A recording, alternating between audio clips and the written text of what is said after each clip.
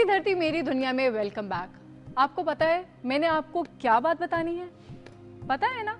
तो फिर से बता देती हूँ। तो बात यह है कि हम जल्द ही आपकी मुलाकात करवाएंगे आपके एमपीए से। फिर आपने जो कुछ भी पूछना हो उनसे पूछ सकते हैं और उन्हें बता सकते हैं अपने इलाके के मसाइल के बारे में। प्रोग्राम के जरिए आप अपने इलाके के एमपीए से राब्ता कर सकते हैं, खत लिखकर, ईमेल कर या फिर मोबाइल पर मैसेज की सूरत में। और अब प्रोग्राम में शामिल करते हैं आपका फीडबैक।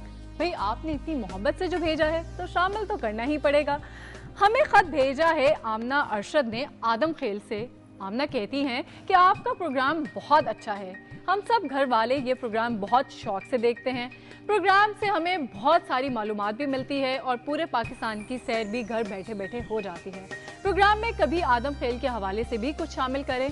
तो जी आमना, हम आदम खेल के हवाले से जल्द ही कुछ ना कुछ प्रोग्राम में शामिल करेंगे, लेकिन अगर आप भी अपने इलाके के हवाले से हमें कोई दिलचस्प मालूमात देना चाहें तो आप हमें खत के जरिए या मैसेज के थ्रू कर सकती हैं। इसके अलावा हमें अजीम शाह ने ईमेल भेजी है रावलपिंडी से और वो कहते हैं कि प्रोग्राम मेरी धरती मेरी दुनिया का फॉर्मेट बहुत अच्छा है। प्रोग्राम देखते देखते टाइम बहुत अच्छा गुजर जाता है। टाइम अच्छा ही नहीं गुजरता बल्कि टाइम गुजरने का पता ही नहीं चलता। मेरी एक रिक्वेस्ट है कि प्रोग्राम का वक्त बढ़ा दें ताकि मेरा ज़्यादा से ज़्यादा वक्त अच्छा गुजरे। और इमरान अहमद ने हमें ईमेल की है लाहौर से और अच्छा खासा गिला किया है। इमरान लिखते हैं कि खुगरे हम से थोड़ा सा गिला भी सुन ले। जान की अमान पाते हुए तनकीद की जसारत करूंगा कि प्रोग्राम में एक यकसानियत सी है। प्रोग्राम को मजीद जानदार बनाया जा सकता है अगर वक्तन फवक्तन प्रोग्राम के फॉर्मेट को तब्दील कर दिया जाए तो, और हर बार कुछ नया पेश करें। मेरी एक तजवीज़ है कि इस प्रोग्राम में उर्दू अदब का भी एक सेगमेंट होना चाहिए जिसमें उर्दू के अल्फाज की अदायगी बताई जाए और नए लिखारियों को शामिल किया जाए और उनकी राइटिंग्स को भी सराहा जाए। हादिया बलोच ने हमें ईमेल की है कराची से। हादिया कहती हैं कि मुझे मेरी धरती मेरी दुनिया के तमाम सिलसिले बेहद पसंद हैं। आपसे एक फरमाइश करनी है कि एक रिपोर्ट उन भिखारियों पर भी बनाएं जो बज़ाहिर तो बहुत गरीब और मजबूर दिखाई देते हैं लेकिन हकीकत में ऐसे नहीं होते। इसके अलावा बलोच कबाइल की रस्म व रिवाज पर भी कोई स्पेशल प्रोग्राम बनाएं। समी अहमद ने कोहार से हमें खत लिखा है और वो लिखते हैं कि आजकल जहां हर चैनल पर सियासी और तनकीदी प्रोग्राम चल रहे हैं वहीं आपका प्रोग्राम हमारी परेशानियों को दूर करने का सबब बनता है। इस प्रोग्राम को देखकर पता चलता है कि मुल्क में सिर्फ बुरा ही नहीं कुछ अच्छा भी हो रहा है। मुझे प्रोग्राम इसलिए पसंद है कि इससे हमें पाकिस्तान के मुख्तलिफ इलाकों की तहजीब व सकाफत का भी पता चलता है और इसके साथ ही पाकिस्तान के रोशन मुस्तकबिल की उम्मीद भी दिलाता है। तो जी जनाब, ये था आपका फीडबैक। हमें अपनी राय और तजावीज़ से आगाह करते रहेगा क्योंकि ये आपका प्रोग्राम है और इसे मज़ीद बेहतर आप ही बना सकते हैं अपने फीडबैक के जरिए। तो आप अपने ईमेल और ख़त हमें भेजते रहिएगा और हमें अपना फीडबैक देते रहिएगा।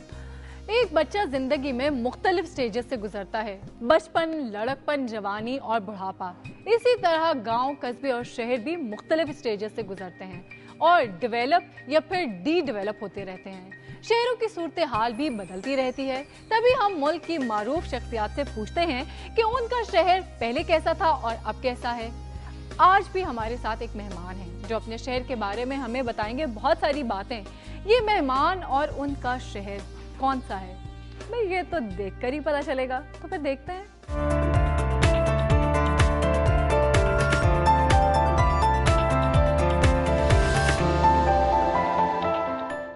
कॉलेज रोड है सरगोदा में जहाँ पे जीसी यूनिवर्सिटी है सरगोदा की। जो जीसी यूनिवर्सिटी तो नहीं, सरगोदा यूनिवर्सिटी अब उसे कहते हैं।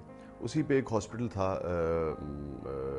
फातिमा हॉस्पिटल, वहाँ पे मेरी पैदाइश हुई थी और मेरी वालदा बताती हैं कि मैं फजर के वक्त पैदा हुआ था। और फिर इब्तदाई तालीम जो है मेरी वो अपुआ जूनियर मॉडल एक स्कूल होता था जो पुराना एक कमेटी घर वहाँ हुआ करता था, उसमें वाक़या था। बाद में फिर वो सियासत की नज़र हो गया और सियासतदानों ने पता नहीं क्या कर कर आके उसमें प्लाजा बना दिया और पेज भाई आ जाता है। सरगोदा बहुत खूबसूरत शहर था और सरगोदा की ख़ास बात यह है कि इसमें इसकी जिस तरह से तामीर की गई थी मुख्तलिफ ब्लॉक्स पर ही मुश्तमिल था। 29, 30, 35, 36 के करीब बल्कि ब्लॉक्स थे और हर ब्लॉक के इर्द गिर्द घर होते थे और बीच में एक बहुत बड़ा कुछ नहीं तो मेरे ख्याल में 6 से 8 कनाल, 1 एकड़ के करीब का लॉन का चौक हुआ करता था, बल्कि शायद इससे भी बड़ा चौक होगा। उसमें एक तंदूर होता था और उसमें तो और इर्द गिर्द सारे घर होते थे, और वो घर जो थे वो चौक की तरफ भी खुलते थे, और फिर बैरूनी जो जो गलियां और दरवाजे थी वहाँ भी खुलते थे। लेकिन बहुत साफ़ सुथरा शहर था, जो कि नीम छावनी किस्म का शहर था। खाने वाने के हवाले से भी मुझे लगता है कि सरगोदा जैसा शहर जो है वो शायद ही आपको मिले। जिस तरह के चने वहाँ मिलते हैं, जिस तरह की चांपें वहाँ दस्तयाब हैं। फिर एक और बड़ी स्पेशलिटी है वहाँ पे, जो गोले गंडे हैं, जो बर्फ़ का गोले होते हैं, ये शायद किसी के लिए बहुत आम सी चीज़ हो या बच्चों के लिए ये चीज़ हो, लेकिन आपको हैरत होगी कि मैं आज भी, जब मैं 37-38 साल का हो गया हूँ, किसी वक्त गाड़ी निकालता हूँ, यहाँ से जाता हूँ, सफ़र करता हूँ, और खालकिया स्कूल के बाहर एक गोला वाला होता है, उससे गोला खाता हूँ और वापस आ जाता हूँ। और गेम्स मुझे याद आती हैं कि मुझे आज भी समझ नहीं आती कि हम लोग अपने बच्चों को जो हमारी लोकल, जो हमारी तहजीबी, अब हमने बदतहजीबी कहना शुरू कर दिया, लेकिन जो हमारे रिवायती खेल हैं उनको हमने बदतहजीबी कहना शुरू कर दिया है। उनसे हम क्यों अपने बच्चों को मना करते हैं? ऐसे खेलों से क्यों मना करते हैं जिनमें मिट्टी वजूद से लग जाया करती है? और मुझे ये बात कभी समझ नहीं आई, और मैं अपने बच्चों को बड़े फ़ख्र से बताता हूँ कि हम तो बहुत अखरोट खेला करते थे। बंटे, जिसको कंचे भी कहते हैं आप उर्दू में, पिल्ला गोली उसकी एक गेम हुआ करती थी, उसके अंदर भी फिर बंटों के अंदर कई गेम्स हुआ करती थी, वो खेला करते थे। फिर गुल्ली डंडा मेरी बहुत ही यानी कि पसंदीदा खेल हुआ करता था। तो मुझे तो आज भी समझ नहीं आती कि लोगों को इन खेलों में क्या बुराई नज़र आती है। फिर एक और बड़ी इंटरेस्टिंग गेम हुआ करती थी जिसको बांदर किला कहते थे। मैं समझता हूँ कि जिस तालीमी इंतज़ाम से हम लोग निकले हैं, गो कि वो इतना भी पुराना या कन्वेंशनल नहीं था जिसमें बुरी तरीके से बच्चों को मारा जाता है। निस्बतन मॉडर्न स्कूल थे, बस एयरबेस था या पीएफ था या फेडरल जो हमारा स्कूल था, अपुआ भी एक मॉडर्न स्कूल था वहाँ का। लेकिन मारने का रिवाज जो है वो टिका के था, मुर्गा बनाने का रिवाज भी टिका के था, और मुख्तलिफ टीचर्स थे। अजीज़ साहब एक हुआ करते थे, वो बहुत, उनकी स्टिक बहुत वो थी। केमिस्ट्री थी, बड़ी उन्होंने कोशिश की, लेकिन हमने केमिस्ट्री पढ़ के नहीं दी। एक इकबाल साहब हुआ करते थे, उनके हाथ में एक बहुत मोटी अंगूठी थी, तो वो मौसूफ क्या करते थे कि उस अंगूठी को उल्टा कर लेते थे और उसके बाद हाथ से यहाँ मारते थे। तो जब आप घर जाते थे तो 6-7-8 निशानात जो हैं वो यहाँ आपके पड़े हुआ करते थे, लेकिन फ़िज़िक्स की फिर भी हमें समझ आके नहीं दी। और फिर इसी तरह मियाँ मोहम्मद साहब एक टीचर हुआ करते थे, वो निस्बतन, हाँ, वो घूंसे मारा करते थे, मुझे याद है। और लेकिन ये एहतियात करते थे कि कंधे पे या कमर पे कहीं घूंसे मारें वो।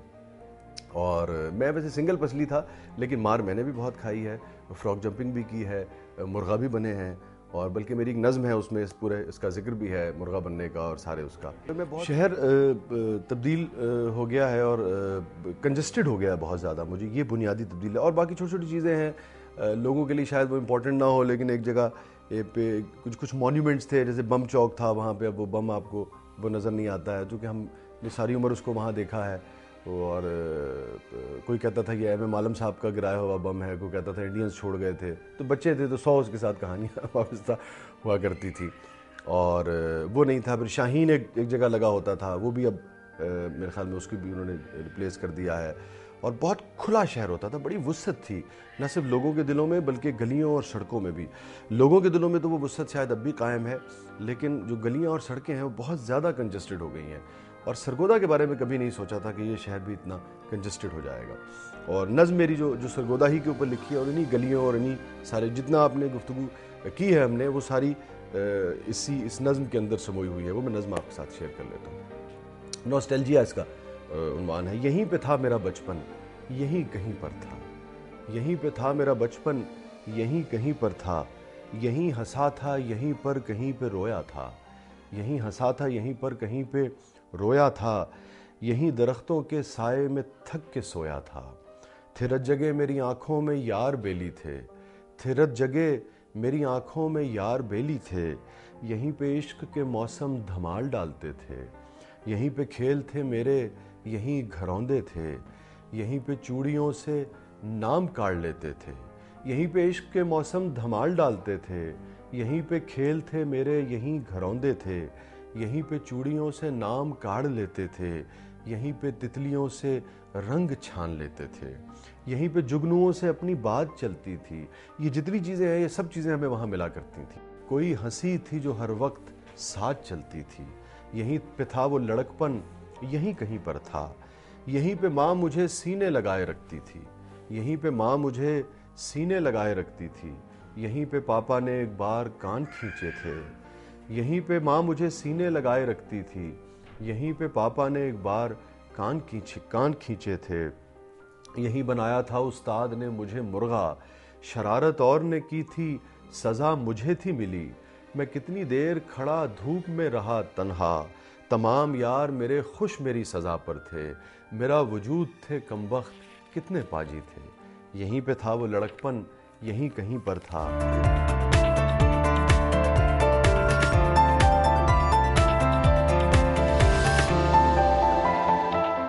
फोर्ट अब्बास जिला बहावल नगर का एक तारीखी कस्बा है। ये बहावल नगर से 64 मील के फासले पर दरियाए हाकड़ा के किनारे आबाद है। इसका पुराना नाम फुलरा फोर्ट था। ये नाम हिंदू राजा फूल सिंह ठाकुर के नाम पर रखा गया था। 1904 में जब हाकड़ा नहर के बाएं जानिब नई कॉलोनी तामीर की गई तो उसका नाम खानदान अब्बासी के मोरस आला हजरत अब्बास के नाम पर फोर्ट अब्बास रख दिया गया। ये एक अहम सरहदी मंडी है और इसकी आबादी 30,000 से ज्यादा है।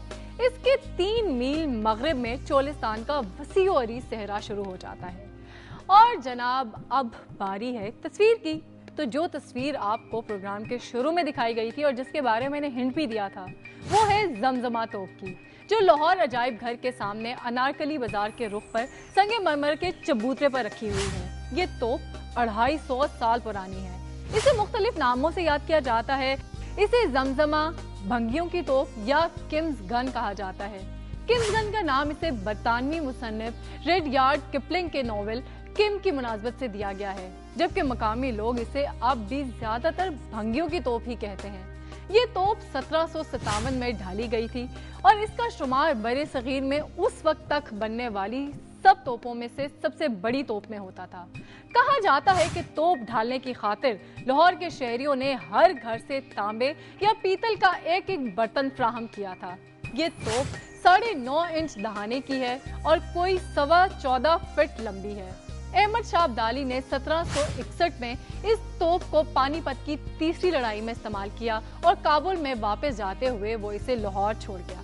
बाद में ये सिख सरदार हरी सिंह भंगी के कब्जे में आ गई, जिसकी वजह से आज तक इसे भंगियों की तोप के नाम से याद किया जाता है।